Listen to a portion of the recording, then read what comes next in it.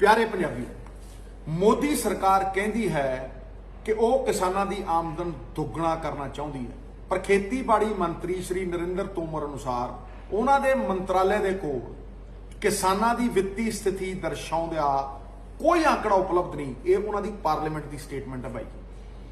अजिहा आखिरी सर्वेखण मनमोहन सिंह सरकार द्वारा किया गया सी। जेकर तुहाडे कोल किसानों की वित्तीय स्थिति बारे कोई जानकारी नहीं या आंकड़ा नहीं, तो तुसी किसानों की आमदन दुगनी करन दा जुमला छड्ड के ये खेती कानून किवें बनाए? ये वड्डा सवाल है। तुसी अंबानी ते अडानी वर्गे कॉरपोरेटां बारे सब कुछ जानते हो, जिन्हां दे हवाई जहाज़ां दे विच तुसी घुमदे हो, जिहड़े थोड़ी कंपेन रन करते हैं। हर आंकड़ा उन्हां बारे तुहानूं पता है। निर्माण अते सेवा खेतर पहला ही कारपोरेटां दे हत्थां दे विच है। हुण थोड़ी नज़र खेतीबाड़ी खेतर ते है, जो इस समय सब तो वध लाहेवंद धंधा है। 2022 वो सन है जिथे मोदी सरकार ने किसानों की आमदन दुगनी करने का वायदा किया सी। मोदी सरकार द्वारा अज जिहड़ी MSP अनाउंस की गई है, वो 12 सालों अगर देखा जाए सब तो घट 2% भाव 40 रुपये वाधा किया गया है। हुण मैं लागत ते आउणा। जदों तुसी लागत नूं देखदे हो ते अप्रैल 2020 दे विच डीजल का रेट 63 रुपये प्रति लीटर सी। मौजूदा दर 92 रुपये प्रति लीटर, यानी कि जिहड़ी लागत वधी है वो डीजल के उत्ते कल्ले 48% एक साल दे विच। मैनूं नहीं लगता कि जदों देश आजाद होया किसी एक साल दे विच 30 रुपये डीजल वधिया होवे। चलो सरदार मनमोहन सिंह की सरकार सी 2014 च और मोदी सरकार आई है तो डीजल के रेट 50 तो थोड़े जे उत्ते 53 रुपये सी। हुण सरों के तेल के उत्ते आने हैं, और ये सारिया लागतां ने जिहड़ियां किसान के उत्ते रोजमर्रा की जिंदगी दे विच पैंदियां ने। सरों का तेल 174% महंगा एक साल दे विच, हैरानी जो। DAP 140% महंगा खाद। सूरजमुखी का तेल 170% महंगा एक साल दे विच। LPG का सिलेंडर वीरो 9 महीनों के विच 190 रुपए का वाधा। जिस अनुपात के नाल वस्तां की कीमत दे विच वाधा होया है कि किसानां दी आमदन दे विच उसे अनुसार दे नाल वाधा होया है। दरअसल ये 3 खेती कानून अंबानी अते अडानी नूं मुनाफा देने के लिए लियांदे गए है, और यही असल सच है। 90% आबादी नूं नज़रअंदाज करके, जिहदे च किसान, मजदूर ते छोटे व्यापारी होंदे। अगे जाण तो पहला मैं तुहानूं 2 केस दसदा कि वह किवें कॉरपोरेट एकाधिकार मोनोपली बनाउण दे लई कानून अते नीतियां नूं मरोड़ के वध तो वध मुनाफा अंबानी ते अडानी नूं दिता जांदा है। नंबर 1, हिमाचल प्रदेश का 5000 करोड़ का एप्पल बाजार। वड्डा मगरमच्छ अडानी एग्री फ्रैश शुरू दे विच किसानां नूं APMC मंडी नालों वध रेट दे आकर्षण दे के अपने वल लुभाउंदा सी। खरीद दे विच ज्यादा रेट दे के किसान उहदे वल आकर्षित होए, ते कुछ ही अरसे बाद जदों छोटे व्यापारी मर गए ते अडानी साहब ने 12 तो 72 रुपये रेट सिੱਟਾ मोनोपली बना के, ते उही अगे 250 रुपए तो वध प्रति किलो की दर दे नाल वेचिया। किसानां नूं अडानी कलैक्शन सेंटर तक पहुंचाउण दे लई उत्पादां दी पैकिंग अते आवाजाई का खर्च भी देना पैंदा है। किसानां अते सरकारी अधिकारियों नूं शामिल कीते बिना अडानी समूह मन मर्जी आर्बिट्रेरी तरीके दे नाल सेब की कीमत निर्धारित करता है, जबकि APMC दे विच साडियां जिहड़ियां APMC दीयां मंडियां दे विच अज भी किसान नूं 90 तो 125 रुपये प्रति किलो प्राप्त होंदे ने। अडानी समूह नूं मोदी सरकार वल्लों नियंत्रित माहौल CA विच ਕੋਲਡ ਸਟੋਰਾਂ ਨੂੰ ਸਬਸਿਡੀ ਦਰਾਂ ਦੇ ਸਥਾਪਿਤ ਕਰਨ ਦੇ ਲਈ ਜ਼ਮੀਨ ਸਸਤੀ ਦਿੱਤੀ ਗਈ ਅਤੇ ਸਰਕਾਰ ਵੱਲੋਂ 75% ਸਬਸਿਡੀ ਪ੍ਰਾਪਤ ਕਰਨ ਲਈ ਨੀਤੀ ਨੂੰ ਹੀ ਤੋੜ ਮੋੜ ਦਿੱਤਾ ਗਿਆ। ਬਾਕੀ 25% ਬੈਂਕਾਂ ਤੋਂ ਲੈ ਕੇ ਬਿਨਾਂ ਕੁਝ ਖਰਚੇ ਅਡਾਨੀ ਸੇਬਾਂ ਦੀ ਮਾਰਕੀਟ ਨੂੰ ਪੂਰੀ ਤਰ੍ਹਾਂ ਕੰਟਰੋਲ ਕਰ ਰਿਹਾ ਹੈ ਔਰ ਹਰ ਨੀਤੀ ਇਹਨਾਂ ਦੇ ਮੁਨਾਫੇ ਦੇ ਲਈ ਬਣਾਈ ਜਾਂਦੀ ਹੈ। ਨੰਬਰ 2, ਸਰੋਂ ਦਾ ਤੇਲ। ਜਿਨ੍ਹਾਂ ਨਿਯਮਾਂ ਦੀ ਸਿਫਾਰਿਸ਼ FSSAI ਨੇ ਕੀਤੀ ਹੈ ਉਹਨਾਂ ਵਿੱਚ ਸ਼ਾਮਿਲ ਹੈ ਕਿ ਬਹੁ ਸਰੋਤ ਖਾਣ ਵਾਲੇ ਤੇਲ ਨੂੰ ਖੁੱਲਾ ਨਾ ਵੇਚਿਆ ਜਾਏ। ਇਹ ਨਿਰਦੇਸ਼ ਜਾਰੀ ਕੀਤੇ ਗਏ। ਪਹਿਲਾਂ ਤੁਸੀਂ ਦੇਖਿਆ ਹੋਣਾ ਕਿਸਾਨ ਵੀਰ ਖੁੱਲਾ ਸਰੋਂ ਦਾ ਤੇਲ ਵੇਚਦੇ ਵੀ ਸੀ, ਕਢਾਉਂਦੇ ਵੀ ਸੀ, ਘਰ ਨੂੰ ਵੀ ਲਿਜਾਂਦੇ ਸੀ। ਸਿਰਫ AG ਮਾਰਕ ਦੇ ਅਧੀਨ ਵਿਕਰੀ ਹੋਵੇਗੀ, ਇਹ ਨਿਰਦੇਸ਼ ਜਾਰੀ ਕੀਤਾ। ਪਿਛਲੇ ਸਾਲ ਸਰੋਂ ਦੇ ਤੇਲ ਦੀ ਮੰਗ ਅਤੇ ਸਪਲਾਈ ਇੱਕ ਸਮਾਨ ਸੀ। ਸਪਲਾਈ ਵੀ ਉਨੀ ਸੀ ਤੇ ਡਿਮਾਂਡ ਵੀ ਉਨੀ ਸੀ, ਇਹਦੇ 'ਚ ਕੋਈ ਫਰਕ ਨਹੀਂ ਪਿਆ। ਫਿਰ ਵੀ ਸਰੋਂ ਦੇ ਤੇਲ ਦੀ ਕੀਮਤ 174% ਵਧੀ ਇੱਕ ਸਾਲ ਦੇ ਵਿੱਚ।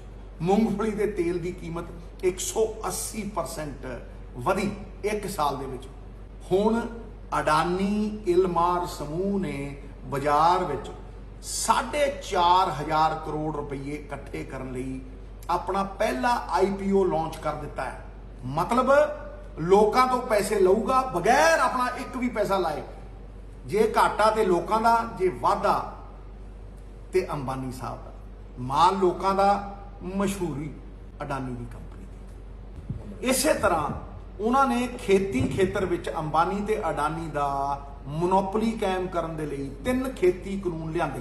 ਇਹਨਾਂ ਖੇਤੀ ਕਾਨੂੰਨਾਂ ਨੂੰ ਸਮਝਣ ਦੇ ਲਈ ਸਾਨੂੰ 2014 ਵਿੱਚ ਵਾਪਸ ਜਾਣਾ ਪਵੇਗਾ। ਅਗਸਤ 2014 ਸ਼ਾਂਤਾ ਕੁਮਾਰ ਦੀ ਕਮੇਟੀ ਦੀ ਮੀਟਿੰਗ ਕੀ ਰეკਮੈਂਡ ਕਰਦੀ ਹੈ? 4 ਰეკਮੈਂਡੇਸ਼ਨ। ਪਹਿਲਾ, ਪ੍ਰਾਈਵੇਟ ਖਿਡਾਰੀਆਂ ਨੂੰ ਖੇਤੀ ਉਤਪਾਦਨ ਦੀ ਖਰੀਦ ਪ੍ਰਕਿਰਿਆ ਦੇ ਵਿੱਚ ਲਿਆਉਣ ਲਈ FCI ਸਾਰੇ ਖਰੀਦ ਕਾਰਜ ਛੱਡੇ।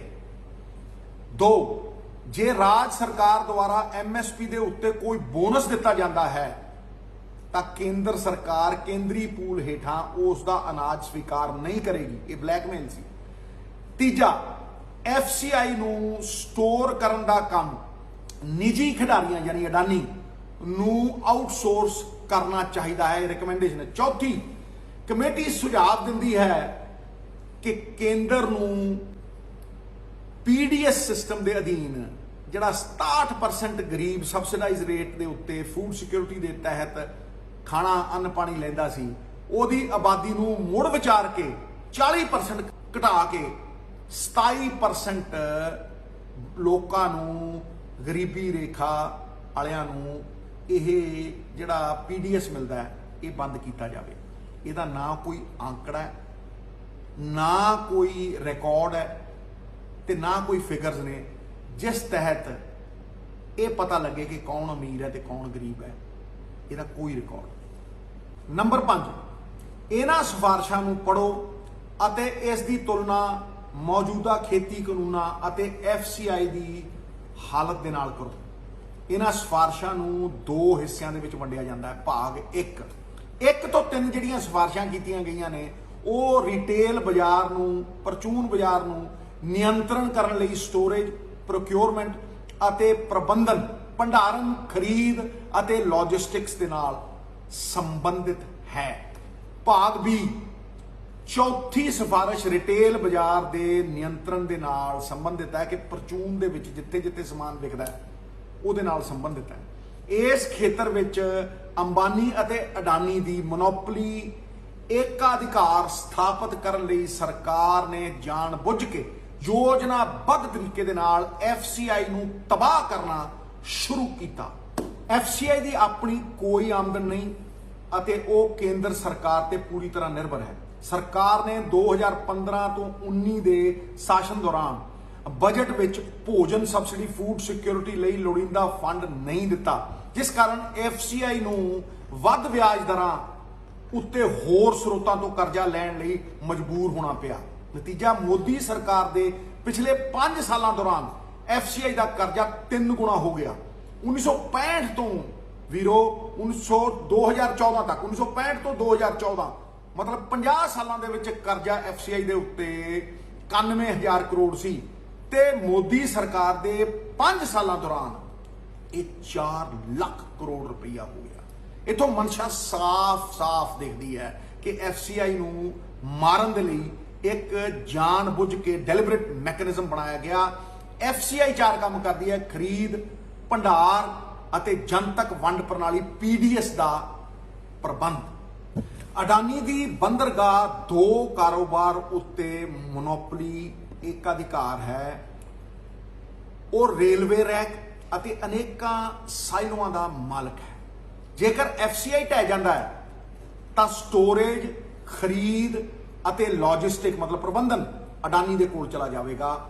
ਰਿਟੇਲ ਅੰਬਾਨੀ ਨੂੰ ਚਲਾ ਜਾਵੇਗਾ। ਪਬਲਿਕ ਸੈਕਟਰ ਖਤਮ ਤੇ ਸਾਰਾ ਮੁਨਾਫਾ ਅਡਾਨੀ ਔਰ ਅੰਬਾਨੀ ਦੇ ਪ੍ਰਾਈਵੇਟ ਸੈਕਟਰ ਦੀ ਜੇਬ ਦੇ ਵਿੱਚ। ਅਡਾਨੀ ਦਾ ਖੇਤੀ ਕਾਰੋਬਾਰ ਬੁਨਿਆਦੀ ਢਾਂਚੇ ਅਤੇ ਲੌਜਿਸਟਿਕਸ ਦੇ ਨਾਲ ਜੁੜਿਆ ਹੋਇਆ ਹੈ, ਜਿਸ ਦਾ ਲਿੰਕ ਪੋਰਟ ਅਤੇ ਟਰਾਂਸਪੋਰਟ ਨੈਟਵਰਕ ਦੇ ਨਾਲ ਪੂਰੀ ਤਰ੍ਹਾਂ ਜੁੜਿਆ ਹੋਇਆ ਸੰਪੰਨ ਹੈ। ਅੰਤ FCI ਢਹਿ ਜਾਵੇਗੀ ਕਿਉਂਕਿ ਉਹਦੇ ਕੋਲ ਅਦਾਇਗੀ ਕਰਨ ਦਾ ਕੋਈ ਸਮਰੱਥਾ ਨਹੀਂ ਹੈ। ਹੁਣ ਗੱਲ ਕਰੀਏ ਅੰਬਾਨੀ ਦੀ। 2018 ਚ 100% ਪ੍ਰਜੂਨ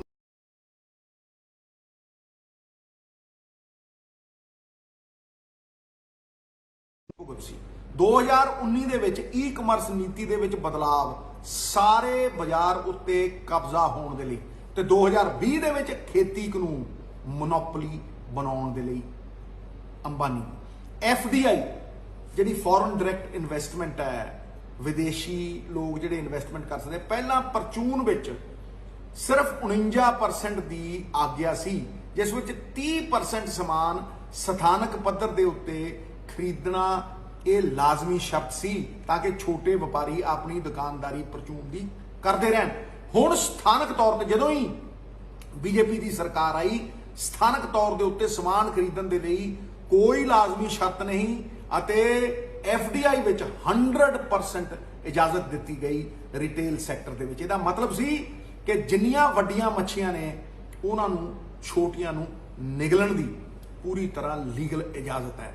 ਛੋਟੀਆਂ ਨੂੰ ਮਾਰੋ, ਛੋਟੇ ਵਪਾਰੀ ਨੂੰ ਮਾਰੋ ਔਰ ਵੱਡੇ ਇੱਕਾ ਦੁੱਕਾ ਸਥਾਪਿਤ ਕਰੋ। ਦੇਸ਼ ਦੀ ਈ-ਕਾਮਰਸ ਨੀਤੀ ਦੇ ਨਿਰਮਾਤਾ ਅੰਬਾਨੀ ਸਾਹਿਬ ਨੇ। ਨੀਤੀ ਇਸ ਤਰੀਕੇ ਦੇ ਨਾਲ ਡਰਾਫਟ ਕੀਤੀ ਗਈ ਹੈ ਕਿ ਸਭ ਤੋਂ ਵੱਡੇ ਪਲੇਅਰ ਜਿਹੜੇ ਸੀਗੇ ਫੇਸਬੁੱਕ, WhatsApp, ਉਹਨਾਂ ਨੇ 44,000 ਕਰੋੜ ਰੁਪਈਆ ਅੰਬਾਨੀ ਸਾਹਿਬ ਦੀ ਰਿਟੇਲ ਦੇ ਵਿੱਚ ਇਨਵੈਸਟ ਕਰ ਦਿੱਤਾ। ਇਹਦਾ ਪੂਰਾ ਪ੍ਰਮਾਣ ਹੈ ਕਿ ਭਾਈ ਸਾਰੀਆਂ ਨੀਤੀਆਂ ਇਸ ਤਰੀਕੇ ਨਾਲ ਘੜ ਕੇ ਸਾਰੀ ਵਾਗਡੋਰ, ਸਾਰਾ ਪ੍ਰਬੰਧਨ ਜਿਹੜਾ ਆਨਲਾਈਨ ਖਰੀਦਦਾ ਹੈ ਉਹ ਅੰਬਾਨੀ ਸਾਹਿਬ ਨੂੰ ਦਿੱਤਾ ਗਿਆ। ਜਦੋਂ ਤੁਸੀਂ ਫੇਸਬੁੱਕ, WhatsApp ਤੇ ਅੰਬਾਨੀ ਦਾ ਸ਼ੇਅਰ, ਮਾਰਕੀਟ ਸ਼ੇਅਰ ਲਾਓਗੇ ਆਨਲਾਈਨ ਟ੍ਰੇਡਿੰਗ ਦੇ ਵਿੱਚ, ਜਿਹੜਾ ਕਿ ਫਿਊਚਰ ਹੈ ਕਿਉਂਕਿ ਖਰੀਦਦਾਰੀ ਹੁਣ ਆਨਲਾਈਨ ਹੀ ਹੁੰਦੀ ਹੈ, ਉਹ 110 ਕਰੋੜ ਲੋਕਾਂ ਨੂੰ ਇਨਫਲੂਐਂਸ ਕਰਦਾ ਹੈ। ਇਹਦਾ ਮਤਲਬ 90% ਦੇਸ਼ ਦੀ ਆਨਲਾਈਨ ਮਾਰਕੀਟ ਦੇ ਉੱਤੇ ਮੁਕੇਸ਼ ਅੰਬਾਨੀ ਦਾ ਕਬਜ਼ਾ ਨਿਸ਼ਚਿਤ ਕਰਤਾ ਸਰਕਾਰ। ਹੁਣ ਆਈਏ ਅਕਾਲੀ ਦਲ ਦੀ ਭੂਮਿਕਾ ਦੇ ਉੱਤੇ, ਜਿਹੜੇ ਮਗਰਮੱਛ ਦੇ ਆਂਸੂ ਬਹਾ ਰਹੇ ਨੇ। ਜਦੋਂ ਇਹ ਆਰਡੀਨੈਂਸ ਆਏ ਤੇ 1 ਮਹੀਨੇ ਬਾਅਦ 2020 ਦੇ ਵਿੱਚ ਜੁਲਾਈ 'ਚ ਆਲ ਪਾਰਟੀ ਮੀਟਿੰਗ ਚੰਡੀਗੜ੍ਹ ਦੇ ਵਿੱਚ ਹੋਈ ਤੇ ਸਰਦਾਰ ਸੁਖਬੀਰ ਸਿੰਘ ਬਾਦਲ ਨੇ ਮੋਦੀ ਸਰਕਾਰ ਦਾ ਪੂਰੀ ਤਰ੍ਹਾਂ ਪੱਖ ਪੂਰਿਆ, ਟਿਕਾ ਕੇ ਪ੍ਰਸ਼ੰਸਾ ਕੀਤੀ ਔਰ ਉਹਦੇ ਵਿੱਚ ਕਿਸਾਨ ਯੂਨੀਅਨਾਂ ਵੀ ਸੀ ਔਰ ਹਰ ਪਾਰਟੀ ਮੌਜੂਦ ਸੀ। ਜਦੋਂ ਰੈਜ਼ੋਲੂਸ਼ਨ ਪਿਆ ਸੈਂਟਰ ਦੀ ਸਰਕਾਰ ਦੇ ਖਿਲਾਫ ਤਾਂ ਇਹਨੇ ਆਪਣੇ ਆਪ ਨੂੰ ਵਿਡਰਾਅ ਕੀਤਾ। ਇਹ ਤੁਹਾਨੂੰ ਯਾਦ ਕਰਾਉਣਾ ਚਾਹੁੰਦਾ, 3 ਖੇਤੀਬਾੜੀ ਕਾਨੂੰਨ ਸੁਖਬੀਰ ਸਿੰਘ ਬਾਦਲ ਨੇ ਸੀਨੀਅਰ ਲੀਡਰਸ਼ਿਪ ਸਮੇਤ ਪ੍ਰੈਸ ਕਾਨਫਰੰਸਾਂ ਕੀਤੀਆਂ ਅਤੇ ਖੁੱਲ੍ਹੇਆਮ ਖੇਤੀ ਕਾਨੂੰਨਾਂ ਦੀ ਪ੍ਰਸ਼ੰਸਾ ਕੀਤੀ। 3 ਸਤੰਬਰ 2020 ਨੂੰ ਪ੍ਰਕਾਸ਼ ਸਿੰਘ ਬਾਦਲ ਨੇ ਮੋਦੀ ਸਰਕਾਰ ਦੇ ਪੱਖ ਦੇ ਵਿੱਚ ਆਪਣਾ ਵੀਡੀਓ ਅਪਲੋਡ ਕੀਤਾ, ਜਨਤਕ ਹੈ, ਕੋਈ ਵੀ ਦੇਖ ਲਵੇ। ਤੇ ਫਿਰ ਖੇਤੀ ਕਾਨੂੰਨ 7 ਸਤੰਬਰ 2020 ਹਰਸਿਮਰਤ ਬਾਦਲ ਨੇ ਸੋਸ਼ਲ ਮੀਡੀਆ ਤੇ ਆਪਣਾ ਵੀਡੀਓ ਅਪਲੋਡ ਕੀਤਾ ਔਰ ਖੇਤੀ ਕਾਨੂੰਨਾਂ ਦੀ ਡਟ ਕੇ ਪ੍ਰਸ਼ੰਸਾ ਕੀਤੀ। ਇਹ 3 ਸਤੰਬਰ ਨੂੰ 7 ਸਤੰਬਰ ਨੂੰ ਕਰ ਰਹੀ ਹੈ ਤੇ 17 ਸਤੰਬਰ ਨੂੰ ਹਰਸਿਮਰਤ ਬਾਦਲ ਅਸਤੀਫਾ ਦਿੰਦੀ ਹੈ। ਉਹ ਅਸਤੀਫਾ ਮਜਬੂਰੀ ਦੇ ਵਿੱਚ ਲੋਕਾਂ ਦੇ ਡਰ ਤੋਂ ਦਿੱਤਾ ਗਿਆ, ਉਹ ਕੋਈ ਸਵੈ ਇੱਛਾ ਦੇ ਨਾਲ ਦਿੱਤਾ ਗਿਆ ਅਸਤੀਫਾ ਨਹੀਂ ਸੀ। ਕਿਉਂਕਿ ਜਦੋਂ ਆਰਡੀਨੈਂਸ ਹੋਏ ਉਸ ਤੋਂ 6 ਮਹੀਨੇ ਤੱਕ ਤਾਂ ਤੁਸੀਂ ਤਾਰੀਫਾਂ ਹੀ ਕਰਦੇ ਰਹੇ ਹੋ ਇਹਨਾਂ ਦੀਆਂ, ਤੇ ਬਾਅਦ ਦੇ ਵਿੱਚ ਜਦੋਂ ਦੇਖਿਆ ਵੀ ਲੋਕ ਹੁਣ ਬਾਹਰ ਨਹੀਂ ਨਿਕਲਣ ਦਿੰਦੇ ਤੇ ਮਜਬੂਰੀ ਦੇ ਵਿੱਚ ਤੁਸੀਂ ਅਸਤੀਫਾ ਦਿੱਤਾ। ਮੈਂ ਇਸ ਤੋਂ ਵੀ ਅੱਗੇ ਜਾਣਾ, ਹਰਸਿਮਰਤ ਬਾਦਲ ਨੇ 3 ਥਾਵਾਂ ਦੇ ਉੱਤੇ ਦਸਤਖਤ ਕੀਤੇ ਹੈ ਜਿਹੜੇ ਕਿ ਆਮ ਲੋਕਾਂ ਨੂੰ ਮੈਂ ਅਵਗਤ ਕਰਾਉਣਾ ਚਾਹੁੰਦਾ ਸਮਰਥਨ ਦੇ ਵਿੱਚ ਇਹਨਾਂ 3 ਖੇਤੀ ਕਾਨੂੰਨਾਂ ਦੇ। ਪਹਿਲੀ ਵਾਰ ਫੂਡ ਪ੍ਰੋਸੈਸਿੰਗ ਮੰਤਰੀ ਵਜੋਂ ਬਿੱਲ ਦੇ ਖਰੜੇ ਦੇ ਉੱਤੇ ਹਰਸਿਮਰਤ ਬਾਦਲ ਨੇ ਸਾਈਨ ਕੀਤੇ। ਦੂਜੀ ਵਾਰ ਕੈਬਨਿਟ ਦੇ ਵਿੱਚ ਜਦੋਂ ਆਰਡੀਨੈਂਸ ਆਇਆ ਉਦੋਂ ਸਾਈਨ ਕੀਤੇ। ਤੀਜੀ ਵਾਰ ਕੈਬਨਿਟ ਵਿੱਚ ਜਦੋਂ ਬਿੱਲ ਬਣ ਕੇ ਸਾਹਮਣੇ ਆਇਆ ਉਦੋਂ ਸਾਈਨ ਕੀਤੇ। ਜੇ ਉਹ ਖੇਤੀ ਕਾਨੂੰਨਾਂ ਦੇ ਵਿਰੋਧ ਹੀ ਕਰਦੀ ਸੀ ਤਾਂ ਉਹ ਅਸਹਿਮਤੀ ਨੋਟ ਕਿਉਂ ਨਹੀਂ ਛਾਪਿਆ, ਉਹ ਡਿਸੈਂਟ ਨੋਟ ਅੱਜ ਕਿਉਂ ਜਨਤਕ ਨਹੀਂ ਕਰਦੇ? ਇਹ ਸਵਾਲ ਨੇ ਜਿਹੜੇ ਪੰਜਾਬੀਆਂ ਦੇ ਸਾਹਮਣੇ ਨੇ ਔਰ ਪੰਜਾਬੀਆਂ ਨੂੰ ਇਹਨਾਂ ਦੇ ਉੱਤਰ ਚੰਗੀ ਤਰ੍ਹਾਂ ਪਤਾ।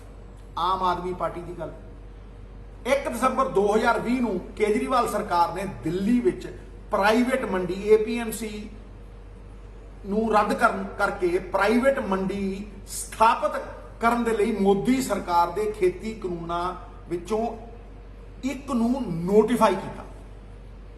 ਜਦ ਕਿ ਕਿਸਾਨ ਦਿੱਲੀ ਦੀਆਂ ਬਰੂਹਾਂ ਦੇ ਉੱਤੇ ਅੰਦੋਲਨ ਕਰ ਰਹੇ ਸੀ, ਉਦੋਂ ਬਾਅਦ ਡਰਾਮਾ ਕੀਤਾ, ਸੈਸ਼ਨ ਬੁਲਾ ਕੇ ਬਿੱਲ ਪਾੜਤੇ। ਪਰ ਕੀ ਉਹ ਜਿਹੜਾ ਕਾਨੂੰਨ ਨੋਟੀਫਾਈ ਕੀਤਾ ਸੀਗਾ ਪ੍ਰਾਈਵੇਟ ਮੰਡੀਆਂ ਵਾਲਾ, ਕੀ ਉਹ ਡੀ ਨੋਟੀਫਾਈ ਹੋਇਆ? ਜੇ ਡੀ ਨੋਟੀਫਾਈ ਕੀਤਾ ਤਾਂ ਫਿਰ ਮੈਂ ਮੰਨੂ। ਇਹ ਡਰਾਮਾ ਹੈ ਸਾਰਾ, ਇਹ ਦਿਖਾਵਾ ਹੈ ਸਾਰਾ, ਇਹ ਮਗਰਮੱਛ ਦੇ ਆਂਸੂ।